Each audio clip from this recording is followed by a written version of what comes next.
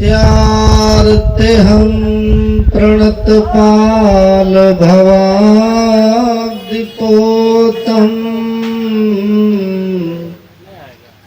वंदे महापुरुष ते चरणारविंदम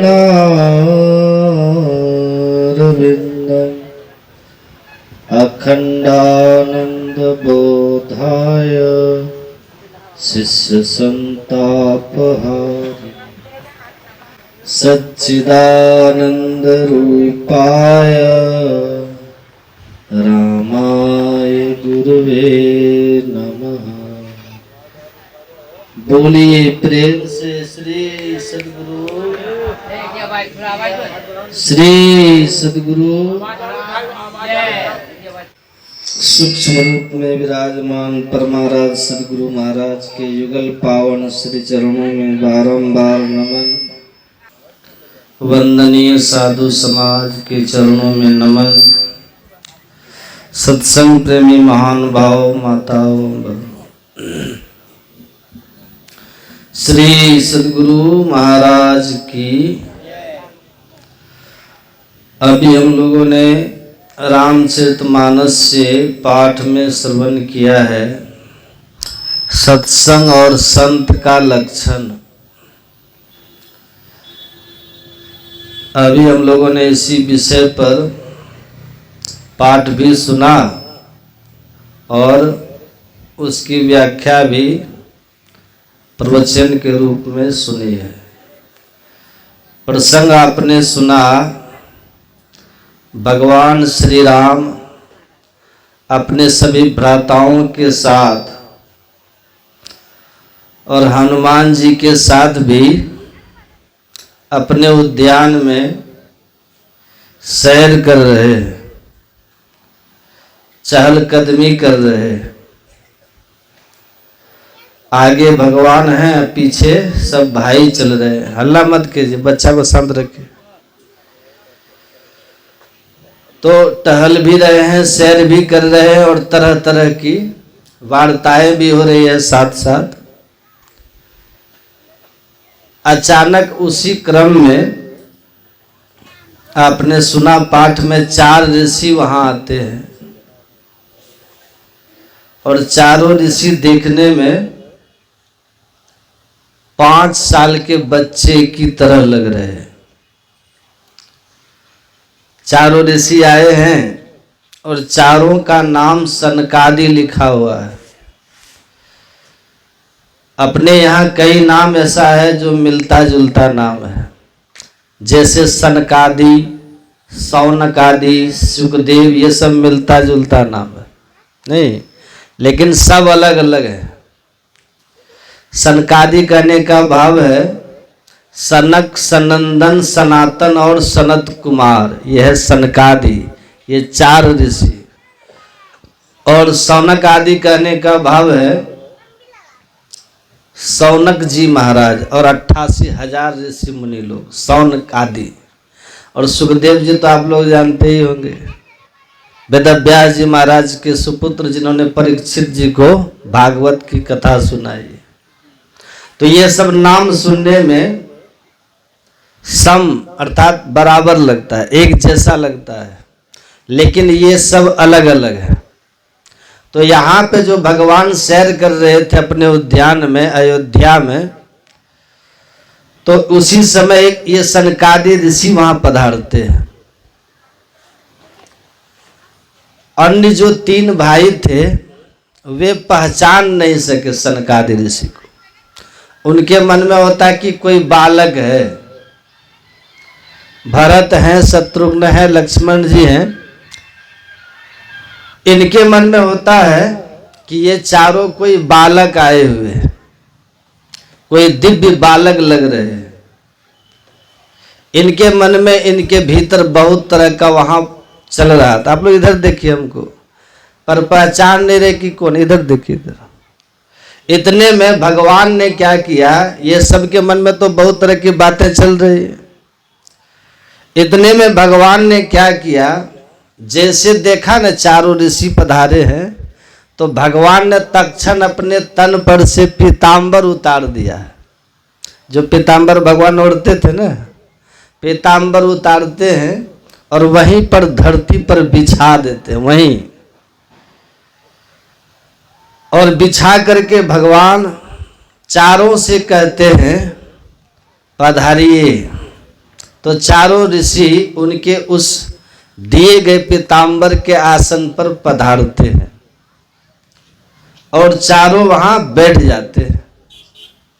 अब ये सब भाई जो है हतप्रद है कि भगवान ने इनको बैठने के लिए, तो बच्चे ये चारों हैं, 5-5 साल के ये बच्चे हैं, और इनको बैठने के लिए भगवान ने आसन दिया। और वो भी कौन, आसन भी कुछ और देते तो एक बात थी, अपना पीताम्बर दे दिया जो हम सब के लिए वंदनीय है, जो हम सब के लिए आदरणीय है। भगवान का पोशाक है, वस्त्र है, भगवान के मंगलमय शरीर पर ओढ़ने वाला, भगवान के मंगलमय बदन पर रहने वाला, ये भगवान का पीताम्बर है। इसको भगवान ने बिछा दिया। आश्चर्यचकित है तीनों भाई। और जब बिछा दिए तो चारों भाई उस पर चले भी गए और बैठ भी गए। ये सब चल रहा है मन में, तीनों भाइयों के मन में। चारों पहचान नहीं रहे, हनुमान जी भी वही हैं, मतलब भरत लक्ष्मण शत्रुघ्न, और ये सब पहचान नहीं रहे। और वास्तव में संत की पहचान सब कर भी नहीं सकते। तुलसीदास जी लिखते हैं रामायण में, जो कोई कहे साधु को चिन्हा, तुलसी हाथ कान पर बिन्हा। यदि कोई ये कहे कि हमने साधु की पहचान कर ली, हमने साधु को जान लिया, तो ये समझिए दोष हो गया, झूठ बोल रहा है। कान पकड़ना चाहिए, ऐसा झूठ फिर कभी नहीं बोलेंगे।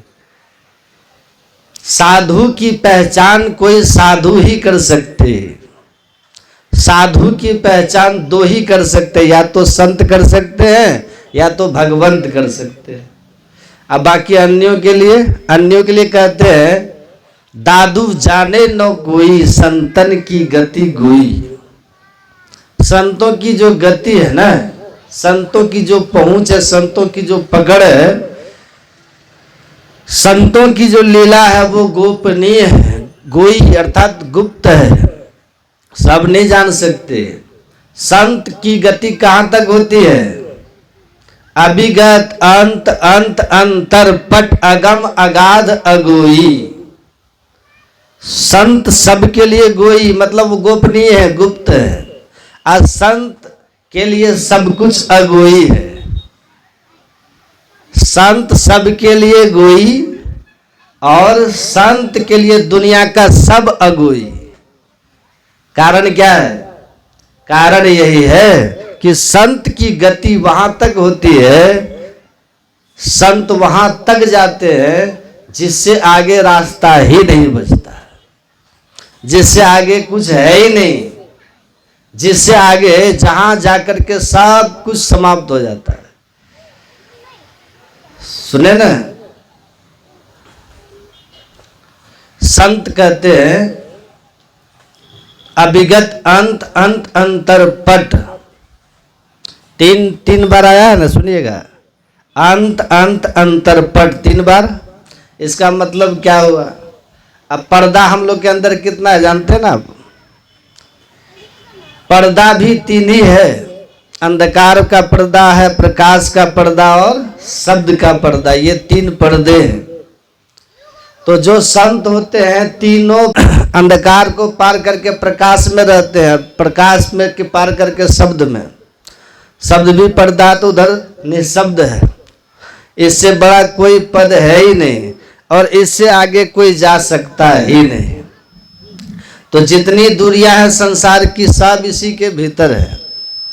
जितनी गति कोई कर सकते संसार में, बस इसी के भीतर है। आज संत पूर्ण कर चुके होते हैं, उनकी गति पूर्ण हो गई होती है।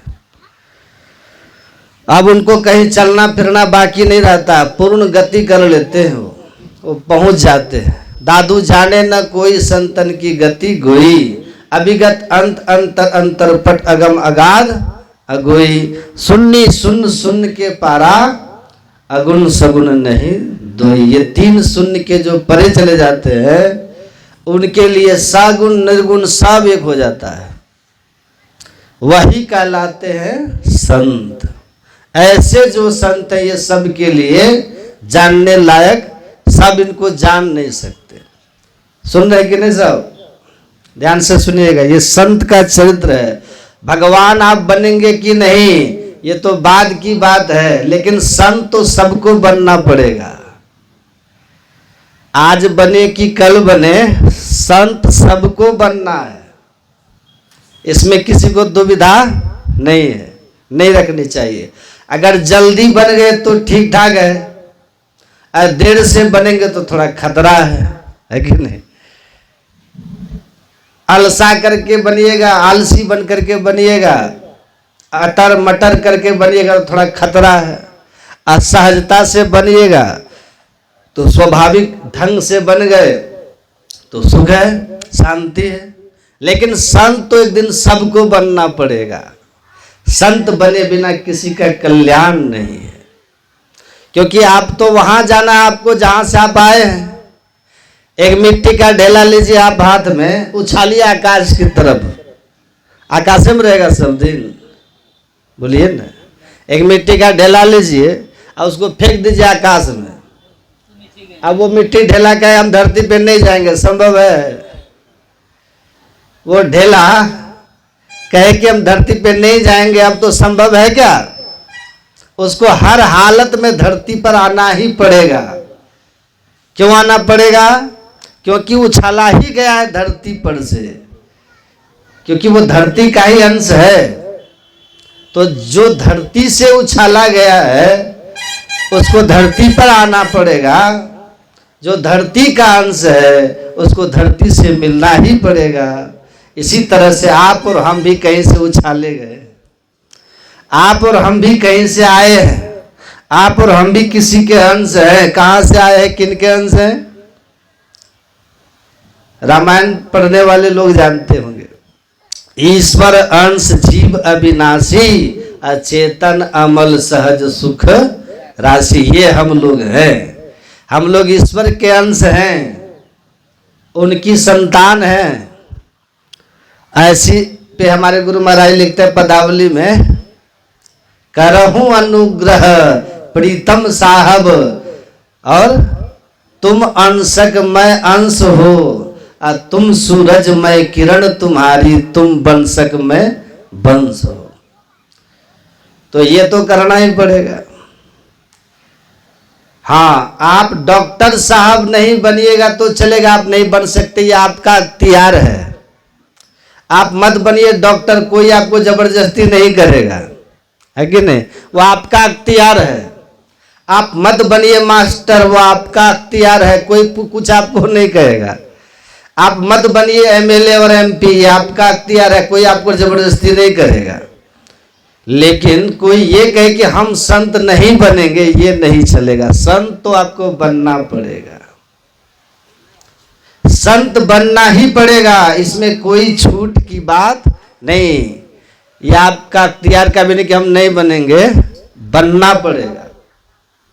सहजता से बनिएगा तो जल्दी बन जाइएगा, और नहीं बनिएगा तो 2-4 बार 84 का चक्कर लगाइएगा, कीड़ा मकोड़ा बनिएगा और थोड़ा मन ठंडा होगा ना, और तब बनिएगा। बनना तो पड़ेगा ही।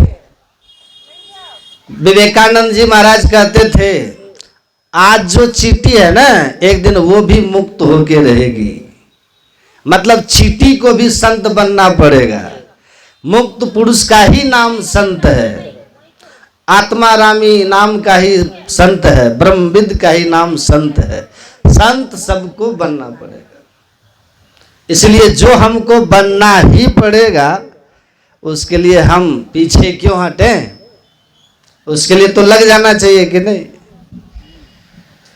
ढेला बोले कि हम धरती पर नहीं जाएंगे, यह असंभव है, उसको आना ही पड़ेगा। तो सहजता से आ जाओ। ऐसे ही हमको संत बनना ही पड़ेगा, और संत बनना ही पड़ेगा का भाव ये है कि हमको ईश्वर का दर्शन करना ही होगा, हमको मोक्ष पाना ही होगा।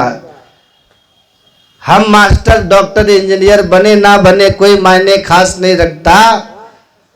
हम दुनिया के बड़े बड़े पदों को पाए या ना पाए ये कोई खास मायने नहीं रखता। हम और भी कुछ बने या ना बने कोई खास मायने नहीं रखता। लेकिन संत तो हम सबको बनना पड़ेगा। इसलिए संत बनने में किसी को आलस नहीं करना चाहिए। और संत का कोई भेष होता है क्या? संत का भेष होता है? हमारे बाबा साहब जो हमारे सदगुरु महाराज की गुरु थे ना, वो कैसे कपड़ा पहनते थे?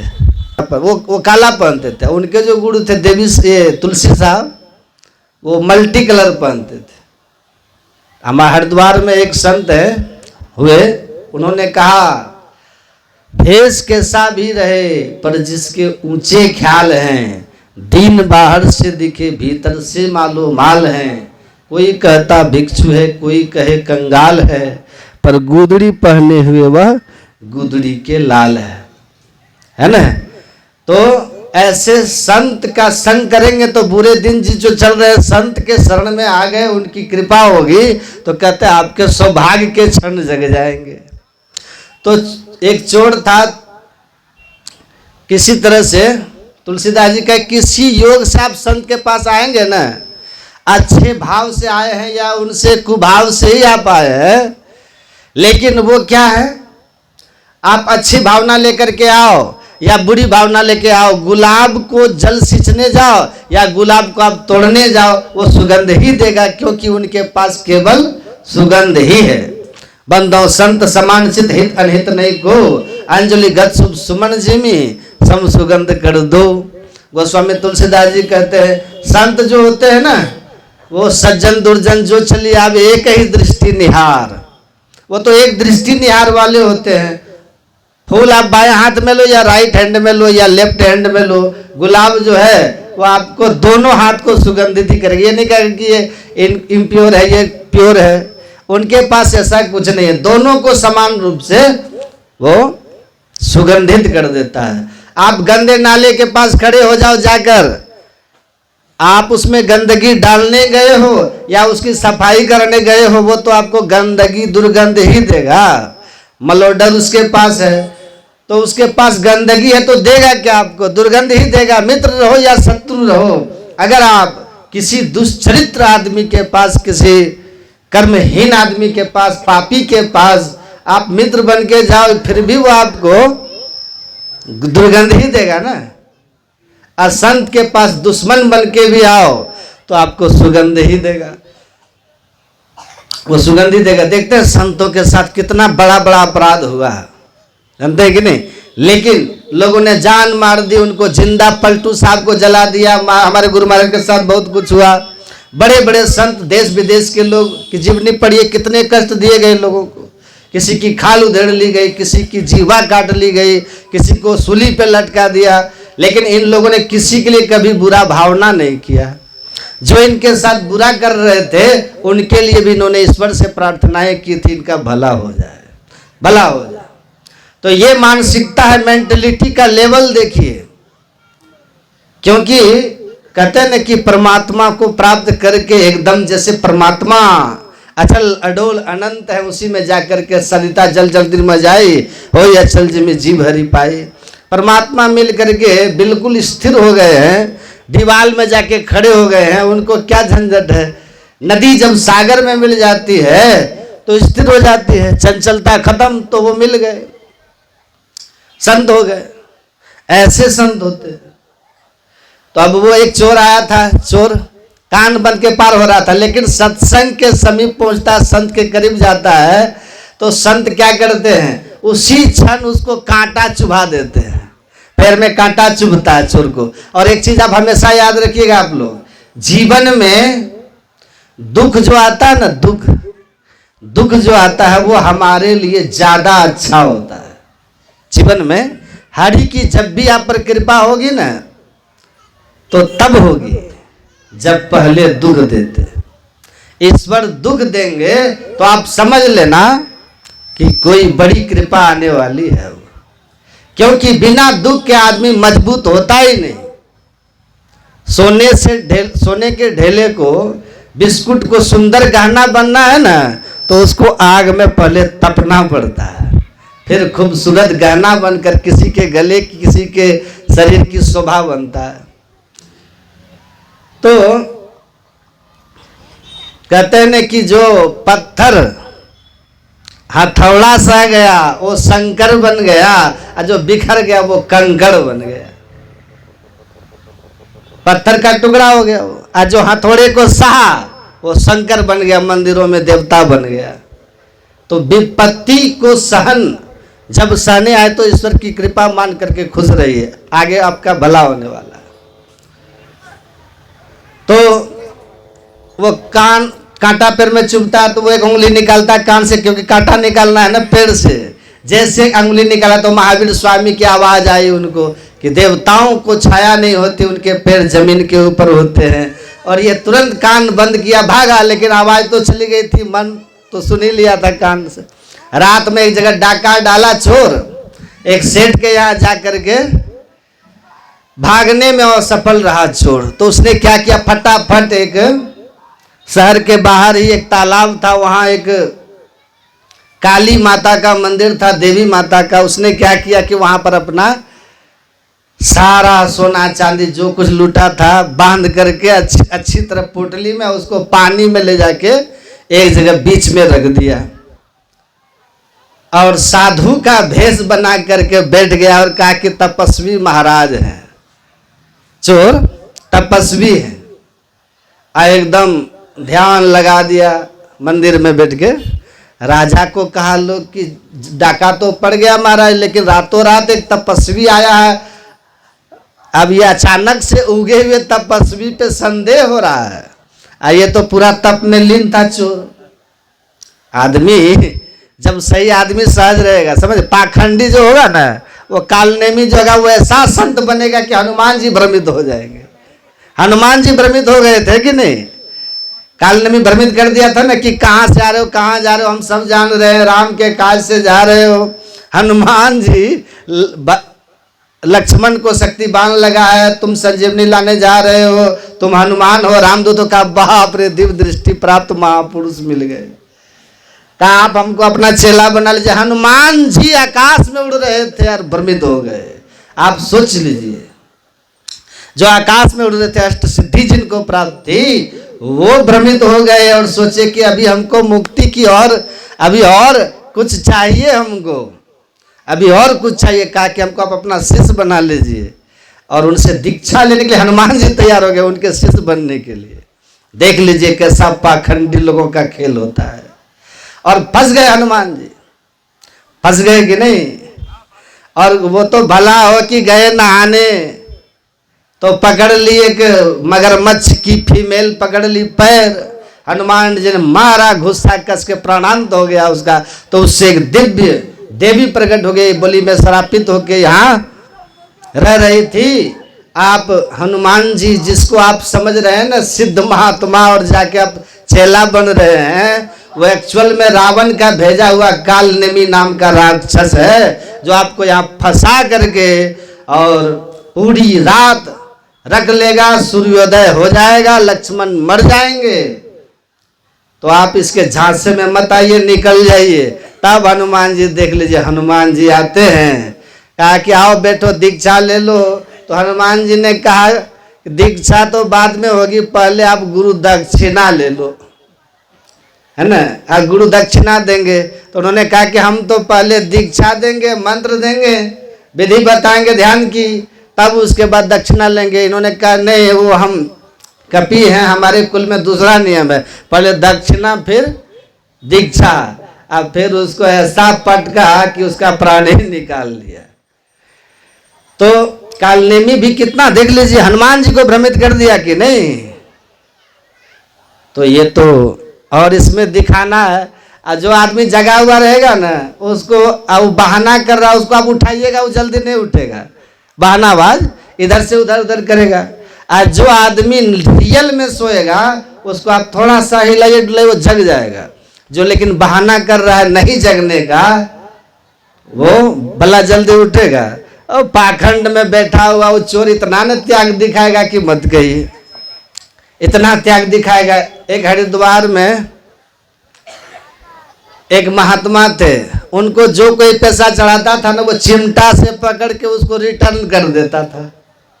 चिमटा से पकड़ के वो रिटर्न कर देता, जो उसको चढ़ाता था 5, 10, 20, 50, 100 चिमटा पकड़ के रिटर्न कर देता था महात्मा। बड़ी चर्चा हो गई, बड़े त्यागी हैं, बड़े त्यागी हैं। दर्शन लोग उनके करने जाते थे। एक बार एक सेठ जी आए, सोचे ही लेता तो है ये नहीं, 10,000 5,000 लोग चढ़ाए, अब वो चिमटा से पकड़ के लौटा दे, 10,000 20,000 ऐसे चिमटा रख के लौटा दे। एक बार एक सेठ जी जा रहे थे और उनके चमचे भी तो प्रचारक होते हैं ना, कहा अरे जितना तुम चढ़ा दोगे लौटा तो सब देते हैं, लेकिन महीना दिन में 100 गुना हो जाता है। इतना व्यापार में प्रगति होती है। एक सेठ आया, 2005 की बात है ये, 5 लाख रुपया उसके सामने चढ़ा दिया। चढ़ा दिया तो उठा के धर लिया, समझे, धर लिया। काकी क्या किए, क्या किए काकी, क्या क्या किए हैं? आप हमको चढ़ाए, हम रख लिए। बोला आप तो लेते नहीं थे, 10, 20, 50 लौटा देते थे। कहा वो तो मैं चारा फेंक रहा था यही फंसाने के लिए, अब हम देंगे नहीं, आप चढ़ा दिए हमको, हमारी मर्जी, नहीं दिया। तो दिखाते हैं लोग ज़्यादा सहज, लेकिन जो अच्छे लोग हैं सहज रहते हैं, सहज रहते हैं। तो चोर जो है बैठ गया था, वो आया, कहा कि देखो महात्मा कहीं सच में होगा तो श्राप दे देगा, ऐसा करो कि कोई उपाय लगाओ। तो रानी जो थी ना, रानी बोली कि हमको दीजिए परमिशन, हम पकड़ लेंगे चोर को। तो काली माता का रूप बना करके वहां पहुंच गई रानी, और जाकर बोली बेटा तुम्हारे तपस्या से मैं खुश हूं, तुम 15 दिन से एकदम थोड़ा सा दूध पी पी करके पूरा तप कर रहे हो हमारे मंदिर में, तो मैं खुश हूं। तुम्हारे त्याग तपस्या से वरदान मांगो, जो वरदान चाहिए हम तुमको वर देंगे। बस तुमने जो चोरी की है वो चोरी का प्रायश्चित कर लो, और जो सामान रखे हो उसको चुपचाप ले जा करके मंदिर में चढ़ा दो, हमसे वरदान ले लो और यहाँ से चले जाओ। उसको लगा कि माँ काली का दर्शन हो ही गया है, वरदान दे ही रही हैं, मांग लेंगे बहुत सारा, इनको अपना चोरी का प्रायश्चित कर लें। और जैसे सोचा न कि अब कहें, तब तक उसको महावीर स्वामी की वो बात याद आ गई कि देवताओं को छाया नहीं होती, पैर जमीन से ऊपर। देखा इसका पैर तो जमीन पर है और चांदनी रात की छाया भी है। समझ गया कि ये कोई चाल है, ठीक। ये आंखें बंद कर लिया, फिर आंखें खोला सिद्ध पुरुष की तरह चोर, और आंख खोल के कहा कि मैं भस्म कर दूंगा आपको इसी क्षण। क्या समझती हो तुम नकली नारी, माता का रूप बना करके मुझे ठगने आई हो? क्या समझती हो? मैं अपने दिव्य दृष्टि से तुम्हें देख लिया हो, मां नहीं है तू मुझे मूर्ख बनाने आई हो, छोड़ समझती हो हमको, तुम्हारा विनाश कर दूंगा। वो तुरंत पैर पे गिर करके माफी मांगने लगी, हाथ पैर जोड़ने लगी, माफ कर दीजिए। जाके राजा को बोलती वो तो आत्मज्ञानी दिव्य चक्षु युक्त महापुरुष है भाई, उसको छोड़ दीजिए। राजा भी बहुत प्रसन्न हो गए कि चलो ऐसा महात्मा तो है। सुबह ये महात्मा गया, वहां से डुबकी मारा, सोना चांदी निकाल के राजा के दरबार में खुद हाजिर हो गया। कहा कि मैं चोर हूं और ये लीजिए आपका सोना चांदी लीजिए। कहा रात में रानी गई थी तो तुम तो उसको पकड़ लिया। कहा महाराज बस हम अपने सच्चाई रानी को बताने ही वाले थे, महावीर स्वामी की एक बात याद आ गई कि देवी देवताओं को छाया नहीं होती, क्योंकि सूक्ष्म शरीर होता है ना, जब तक लाइट को रोकेंगे नहीं छाया आएगी नहीं, और उनका लाइट से ट्रांसपेरेंट शरीर होता है। और दूसरी बात उनके पैर जमीन पे नहीं होते, ऊपर रहते हैं। ये बात याद आ गई और मैंने समझ लिया कि कोई चाल है, ये झूठी माँ बनी हुई है माता। फिर जब ये चली आई तो मैं बहुत सोचा कि एक बानी संत की मेरे जीवन में फांसी के फंदे से बचा लिया। एक बानी संत की। अगर संतों की पूरी बानी माने ले तो जमराज के फंदे से बच जाएंगे। बोलिए श्री। अब आपको जो सजा देनी है दीजिए, लेकिन मैं उसी संत के शरण में जा रहा हूं जिसने मुझे ये ज्ञान, जिसके ज्ञान से मैं बचा रात में। कि राजा ने कहा कि मैं आपको जितना धन चाहिए ले लीजिए, अगर सही राह पे आप चल रहे हैं तो हमें सहयोग करना और कर्तव्य है। तो इसीलिए गुरु महाराज जी कहते हैं कि बातें हैं अनमोल, मोल नहीं एक एक की। संत की एक बात अगर जीवन में उतार लो। अजामिल ने एक बात मान लिया ना, बाद में संत का कि बेटे का नाम नारायण रखना, जमपास से बच गया कि नहीं? ये भी बच गया। तो आप अपने जीवन के नजरिया को बदलिए, सोच को बदलिए। इसके लिए जरूरी है कि मन का बदलाव हो। मन में अगर रजोगुण तमोगुण की प्रवृत्तियां रहेगी, आप चाहो न चाहो आपसे भूल हो जाएगी। समय आएगा, मोह अज्ञानता स्वार्थ आप पे हावी हो जाएगा और आपकी सोच जो है ना वो आपको गिरा देगी, फंसा देगी, आपसे चूक हो जाएगा। लेकिन जब आपका बुद्धि सतोगुण में स्थिर रहेगा या गुणातीत हो जाएंगे, तब तो जीवन ही सार्थक, मोक्ष ही हो जाएगा। अब उसके लिए भगवान कहते हैं कि आपको मंत्र जप करना है और इंद्रियों को दमन करना है, सत्संग करना। तो हमारी इंद्रियां हमारे अधिकार में रहे। जो नहीं देखना वो आंख नहीं उधर जाए, कान को जो नहीं सुनना वो नहीं सुने। सुनेंगे तो लोभ लालच होगा। जैसी बानी सुनिएगा मन में वैसा ही आपके विचार आएंगे और उसी तरह का झुकाव होगा। तो जो चीजें शास्त्र में निषिद्ध की गई है हम उसको नहीं देखेंगे, नहीं सुनेंगे। जो शास्त्र में कहा गया है आचरण करने के लिए, उस पर हम दृढ़ हो जाएं। इंद्रियों का दमन करना होगा। यही तो ध्यान है, मेडिटेशन है। मेडिटेशन कीजिएगा, चित्त शुद्ध हो जाएगा, इंद्रियां आपके बस में हो जाएगी और आपका कल्याण हो जाएगा। अब ज़्यादा नहीं कुछ कहेंगे, समय का अभाव है। फिर शाम को भी सत्संग है। पूज्य बाबा से विशेष रूप से सुनिए। बोलिए श्री सद्गुरु